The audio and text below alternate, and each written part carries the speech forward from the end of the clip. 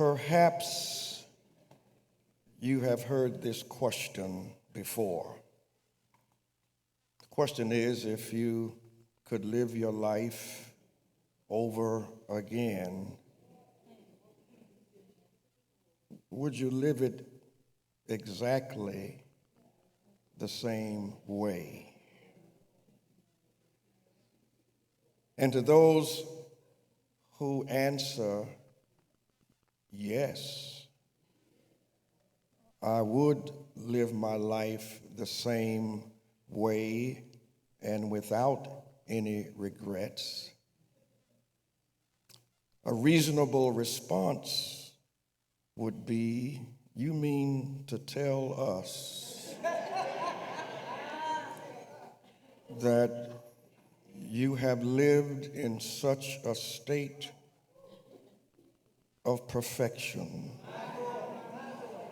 and excellence that there's nothing about your life you would change,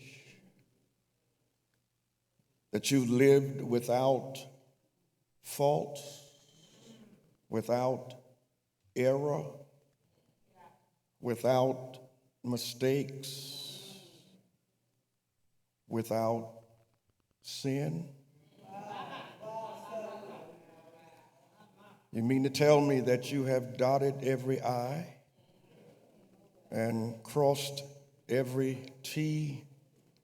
You mean to say, and for us to believe, that you have lived life without any regrets?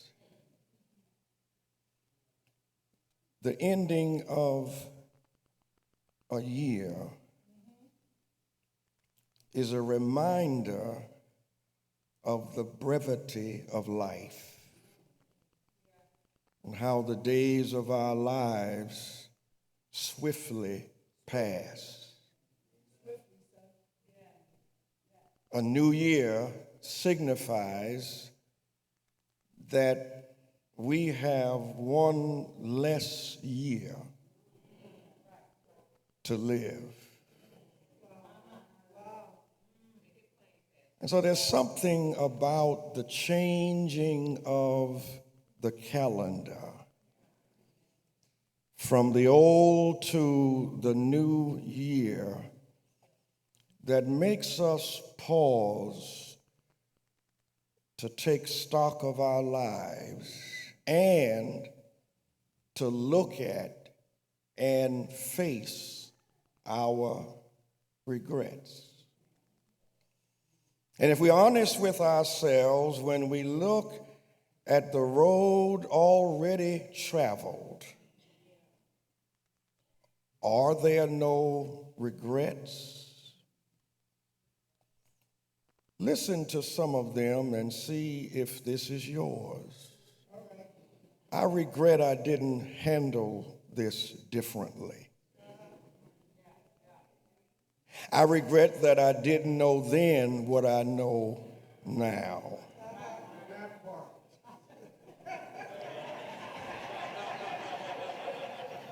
I just hit somebody. I regret I took the low road instead of the high road. I regret I didn't use better judgment. I regret I didn't think through the consequences of my actions. I regret some of the foolish choices I have made. Is there anybody here tonight, anybody online, who can say, I have no regrets? You see, a regret is a feeling of sorrow, of disappointment, of remorse. It's a Hebrew word that means to sigh, to breathe strongly. Regret means to be sorry. Regret is David saying to the Lord, following his adulterous affair with Bathsheba. For I know my transgressions, and my sin is ever before me. Regret is Judas taking back to his co-conspirators the 30 pieces of silver following his betrayal of our Lord, and saying to them, I have betrayed innocent blood. Regret is Simon Peter weeping bitter tears after denying his Lord 3 times as he sat warming himself by the fire. In the Old Testament, tucked between the books Joshua and Ruth, is the 7th book known as Judges, a book filled with the exploits of charismatic men and women called to lead Israel into battle against their enemies. Judges tells the story of larger-than-life personalities like Deborah and Gideon and a strong man named Samson. But also in the book of Judges, we find one of the saddest, most tragic, and most heartbreaking stories in the Bible.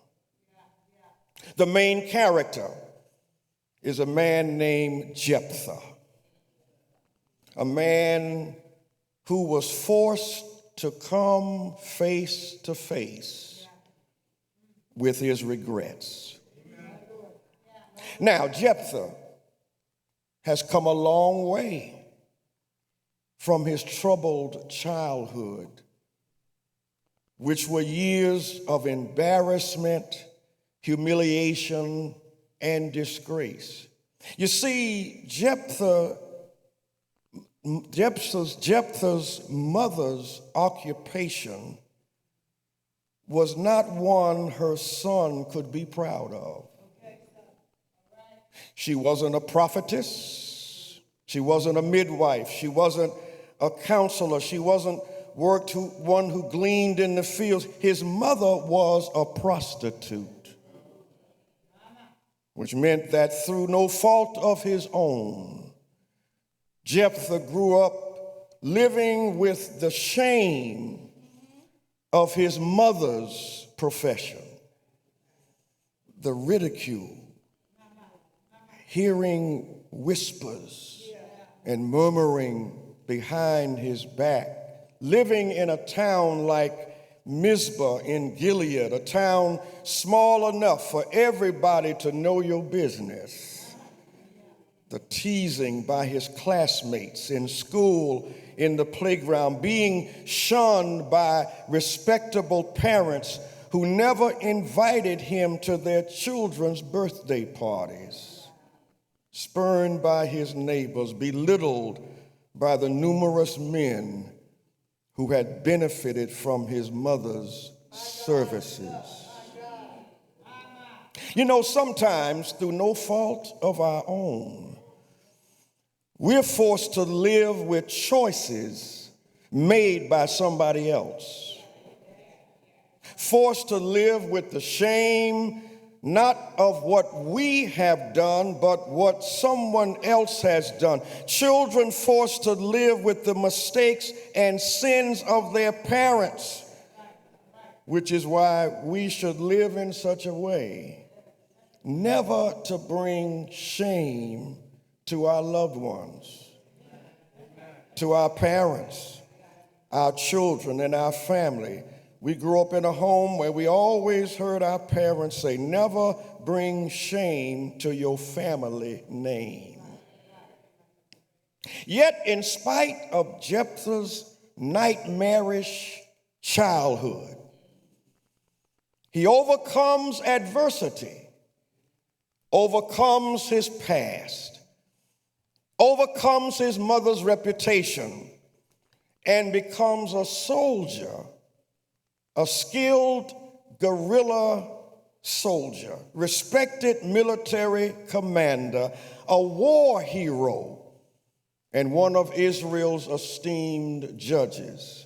In addition, the writer of Judges says that the Spirit of the Lord came upon Jephthah.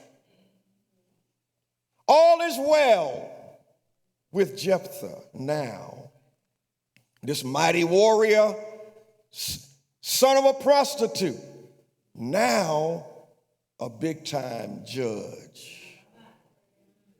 And what can possibly go wrong if the Spirit of the Lord is upon him? You see, Jephthah is living the life now. He's a war hero. He's invited to appear on popular talk shows. He's the grand marshal at the annual parade. Men respect him for his military prowess, and women dream of finding a man like him. All is going well for brother Jephthah. But it is often in our high moments that we fall. It's often following a success that we fail. Often when we're flying high is when the wind suddenly is no longer under our sail. It's when we're at the top of our game that the bottom falls out and the rug is snatched from under our feet, because our successes, our popularity, our arrogance, our pride can cause us to fall. You know the proverb that says, pride goes before destruction, and a haughty spirit before a fall. Jephthah makes a vow he will soon regret. Jephthah's preparing for his next military engagement with the Ammonites.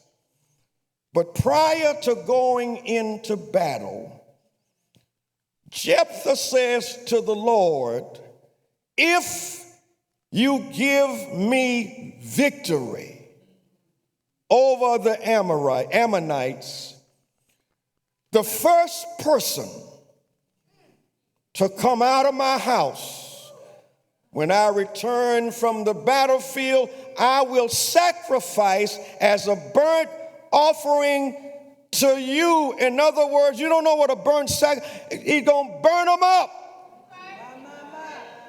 and offer them to the Lord. And behold, upon his return from victory on the battlefield and heading for home, who should come out of his house to meet him? Singing and dancing, but his own daughter, his only child. When Jephthah sees her coming toward him, his heart drops. He tears his clothes, which was a sign of deep grief and anguish, and he says, "Oh, my daughter, you have made me miserable and wretched, because I have made a vow to the Lord that I cannot break." You talk about regret. And now the Bible teaches us lessons. Lessons to strengthen our faith in our walk with God, lessons to teach us how we should live, how to please God, lessons that teach us the right thing to do. But the Bible also teaches us what not to do. The Bible also teaches us how not to live, how not to please God. The Bible holds up before us models of how we should live and models of how we should not live. This is one of those lessons that teaches us, don't be like Jephthah. You don't want to handle your regrets the way Jephthah handled his. What are the lessons we can learn from this tragic story? Well, one lesson is Jephthah took a wrong turn when he tried to bargain with God. Listen to the bargain. If you give the Ammonites into my hands, whatever comes out of the door of my house, I will sacrifice as a burnt offering to you. In other words, Lord, let's make a deal. I'll do something for you if you do something for me. Meaning that if you give me victory over my enemies, the Ammonites, then I'll do something for you. As if God needs something from him, trying to bribe God. If Jephthah had only trusted God, if Jephthah had only understood that God can be trusted, that God is God, he wouldn't have had to make a deal with God, because God never signs on to the deal. If Jephthah had enough faith,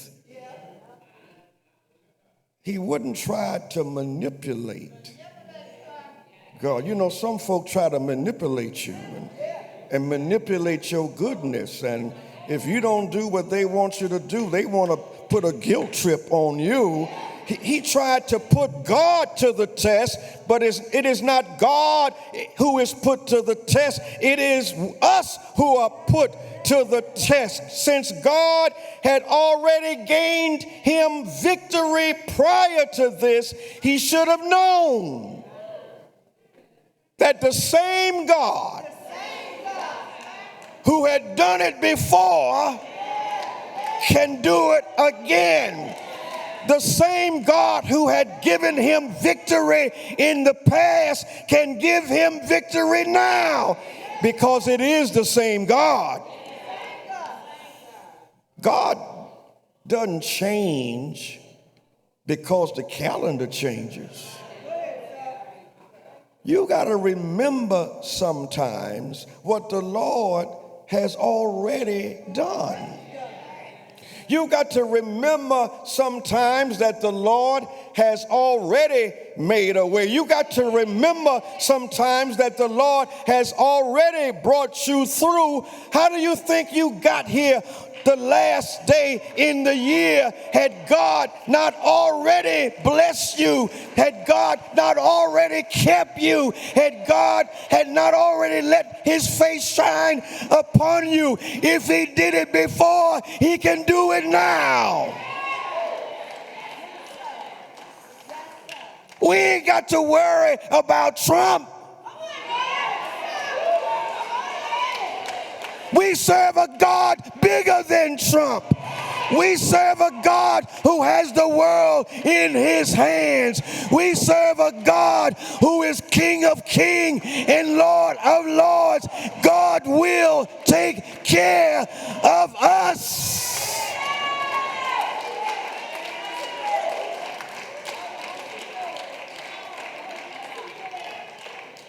And listen, Jephthah, the Lord can give you victory without your vow. And Jephthah, because you didn't trust God enough, look what you have done. Lord said to Jephthah, I'm God, not you. I don't make deals with you. You know, and that's also shows us the danger of a loose tongue.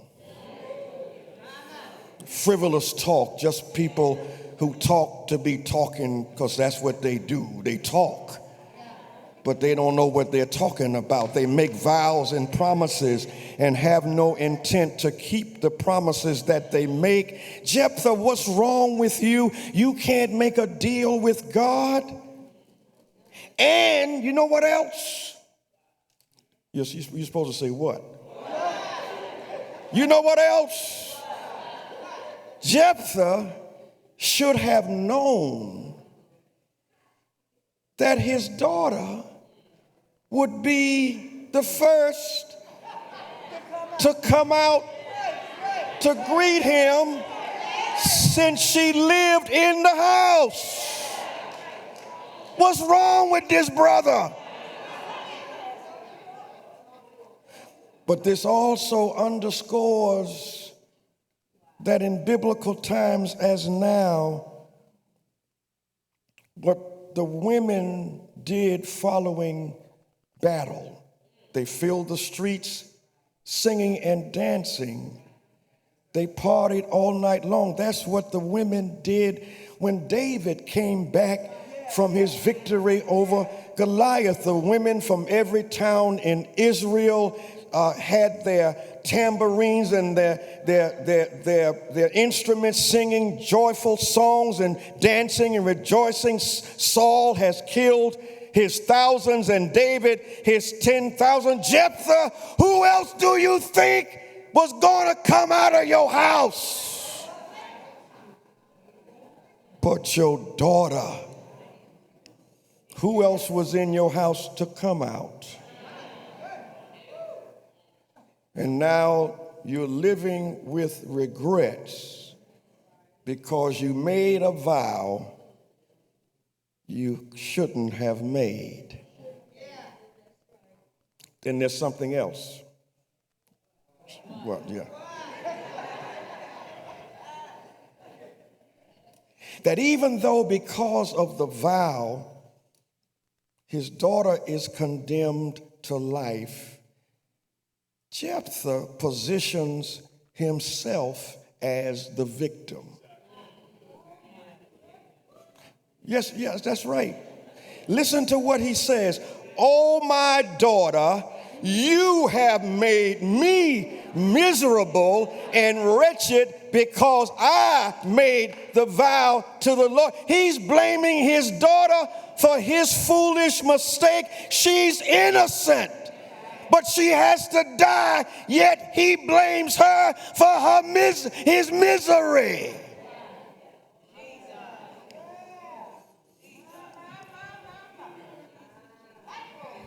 Y'all got that? Yeah, I had to go over this a long time before I got it. And you know, part of the issue in terms of biblical culture and today is she belonged as a female. She belonged to the company of powerless women, the marginalized, the nameless and faceless people who occupy the pages of the Bible and who live in our communities today.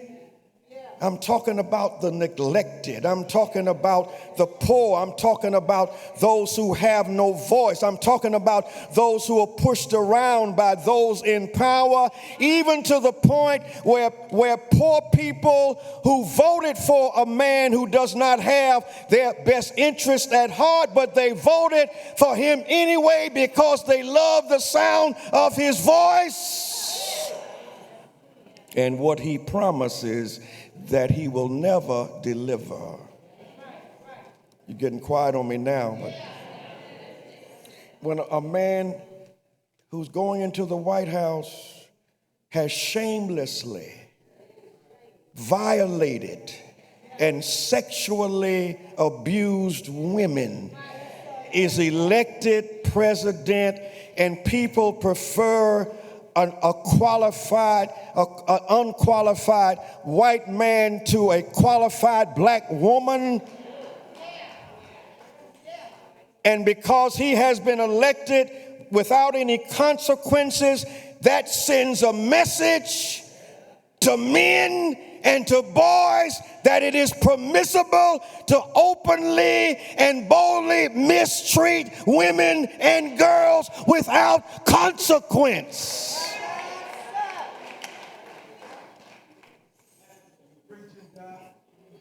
I'm glad somebody thinks so. Jephthah blames his innocent daughter for his stupidity, accusing her of causing him trouble when he brought the trouble on himself. How many people bring trouble on themselves but want to blame you? Blame somebody else. Blame which side of the track they were born on. Blame the fact that they're black and not white. How many people blame somebody else for the trouble they're in? How many people blame others for the misery they brought on themselves? And you can't blame somebody else for your misery if you allow the misery.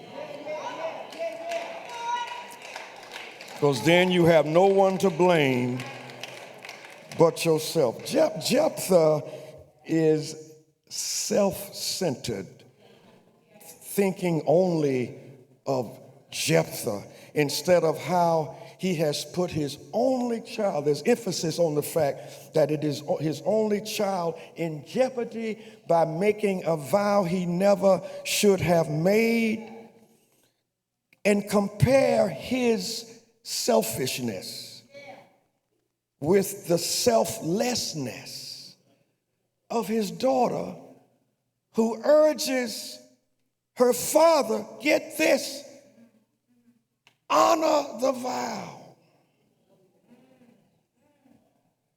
Do to me, she says, according to what has gone out of your mouth. And because of his reckless vow, she must pay for his sin.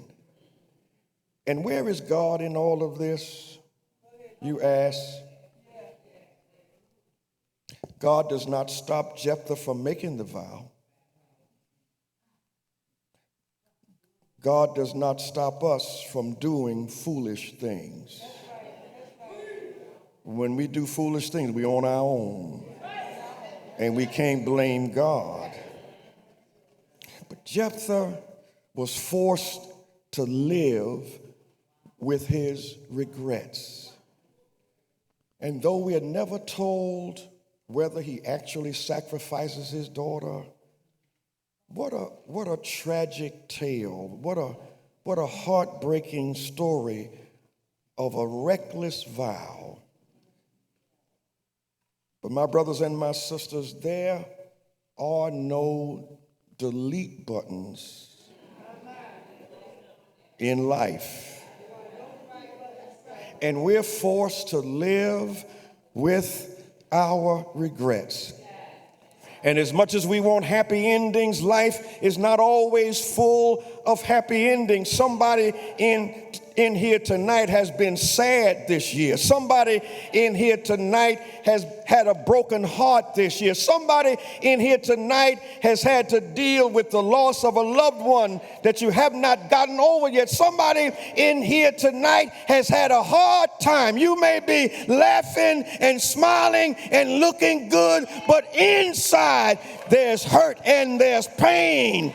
Because life has sometimes unhappy endings.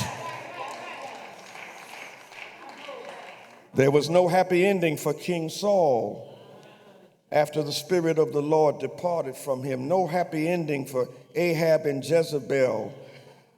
No happy ending for the rich young ruler when he walked away from Jesus. No happy ending for Judas Iscariot who betrayed the Lord. No happy ending for the thief on the left who never made it into paradise. No happy ending for Ananias and Sapphira. You may live with regrets, but your regrets need not define you. I said, you may live with your regrets, but your regrets need not define you. I thank God tonight that your regrets don't disqualify you from salvation. I said, I thank God tonight that your regrets don't disqualify you from salvation. Your regrets don't disqualify you in your relationship with God. Your regrets don't disqualify you from being used by God. Your regrets don't keep you from coming to Jesus, because you can come to Jesus just as you are. I'm so glad tonight Jesus died for your regrets. Jesus died for our mistakes. Jesus died for our sins. Jesus died to give us another chance. Jesus died so we could turn the page and start over again in a brand new year. I'm so glad that when you look back over the year, you've been through the storm, you've been through the rain, you've been through sickness, and you've been through pain, you've been through trials, you've been through tribulations, you've been through good times, and you've been through bad times. But look how the Lord has kept you. Look how the Lord has made a way for you. Look how the Lord has opened doors for you. Look how the Lord has fought your battles. Look how the Lord has healed your body. Look how the Lord has calmed your fears. Look how the Lord has lifted your burdens. Look how the Lord has dried your tears. Look how the Lord have lifted up your bowed down head. The Lord will make a way. The Lord will fight your battles. If you just keep still, He's able. He's able.